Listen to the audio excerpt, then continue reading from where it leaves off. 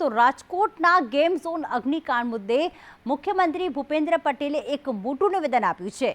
રાજકોટની ઘટના બાદ એવું લાગ્યું કે આપણાથી ભૂલ થઈ છે।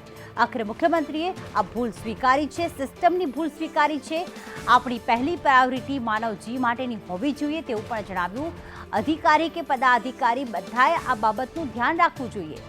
રાજકોટ જેવી ઘટના ફરી ન બને તે માટે તેનું ધ્યાન રાખવાનું છે। વિકાસની દોટમાં બીજી બાબતે ધ્યાન રાખવી જોઈએ। સરકારે એસઓપી પણ જાહેર કરી છે તેવું મુખ્યમંત્રીએ જણાવ્યું। સાથે એ પણ કહ્યું કે ગેરકાયદેસર કામ શરૂઆતમાં જ અટકાવવાનું છે। આપણી પહેલી પ્રાયોરિટી એ માનવ જીવ માટેની હોવી જોઈએ। અધિકારી હોય કે પદાધિકારી હોય બધાએ જ આ બાબતનું ધ્યાન રાખવાનું છે।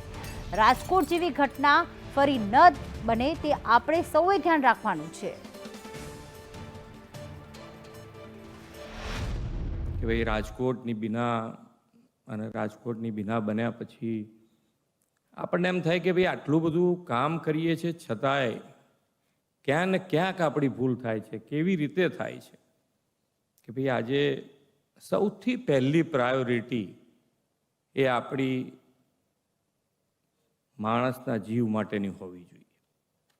એમાં કોઈ જાતનું સમાધાન કોઈ પક્ષે અધિકારી હોય કે પદાધિકારી હોય બેમાંથી કોઈ પક્ષે સમાધાન ન થવું જોઈએ, તો જ અન્યથી નીકળાશે। આપણા અમે ગેમ ઝોન માટેની એસઓપી મેં કીધું બનાવી તો દીધી છે એમણે, અને પબ્લિક ડોમિનમાં પણ મૂકી છે કે આપણે પબ્લિકમાંથી પણ પૂછી લઈએ કે ભાઈ એમને પણ કંઈક હજુ આની અંદર ઉમેરવા જેવું લાગતું હોય તો આપણે ઉમેરી, જેથી કરીને આવી કોઈ ઘટના ફરી ન બને એના માટે આપણે સૌએ ધ્યાન રાખવું। વિકાસ અને વિકાસની પાછળ દોટ મૂકીએ તો જેના માટે આપણે વિકાસ કરી રહ્યા છે એનું જો ધ્યાન નહીં રાખીએ તો એ આપણા માટે કોઈ ઉપયોગી ન રહી શકે એવું બને। શરૂઆતમાં ક્યાંય પણ ઇનલીગલ કોઈ પણ જાતનું કામ એને શરૂઆતમાં જો આપણે રોકીશું તો બંને બાજુ ઇઝી છે। જેને આપણે બંધ કરાવીએ છીએ એના માટે ઇઝી છે, એ આપણી સામે નહીં પડે જલ્દી, અને આપણા માટે ઇઝી છે કે ભાઈ ઝડપથી એ દૂર થઈ જાય। પેલું ઘર કરી જાય, મજબૂત પાયો નખાઈ જાય છે, પછી તમારે બધાને મતે તકલીફ થાય, આપણને તકલીફ થાય।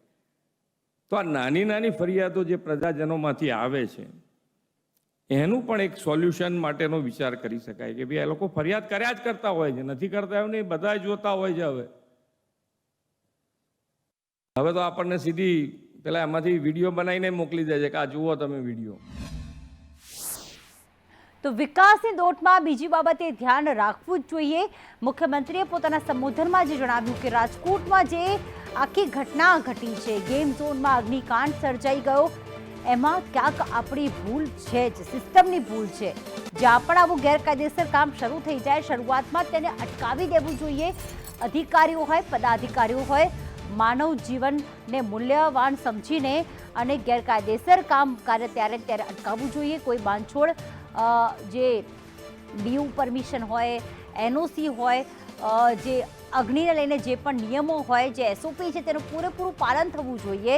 અને અધિકારીઓ પદાધિકારીઓ માટે તમામ માટે માનવ જીવનનું મૂલ્ય હંમેશા હોવું જ જોઈએ।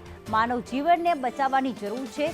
આપણી ભૂલ થઈ છે પણ ફરી વખત આવી ઘટના રાજકોટ જેવી ન બને તે ધ્યાન રાખવાની જરૂર છે। અને સાથે એવું પણ કહ્યું કે એસઓપી બહાર પાડી દેવામાં આવી છે। આવા પ્રકારના ગેમ ઝોન જે રાઇડ્સ હોય છે તમામ લગાવવા માટે એસઓપી બહાર પાડી દેવામાં આવી છે। હવે તેની અમલવારી કરાવવાની જવાબદારી જે છે એ અધિકારીઓની રહે છે, પદાધિકારીઓની રહે છે। અને સાથે જનતાને પણ એવું કહ્યું કે હવે તમે પણ કદાચ તમને ખ્યાલ આવે કે અહીંયા ગેરકાયદેસર બાંધકામ થઈ રહ્યું છે, કદાચ અધિકારી લાંચ લઈને અને પરમિશન આપી રહ્યા છે, એનઓસી નથી, તેમ છતાં એ ગેમ ઝોન કે અન્ય કોઈ સ્થળ ધમધમી રહ્યું છે તો વિડીયો બનાવીને મોકલી શકો છો।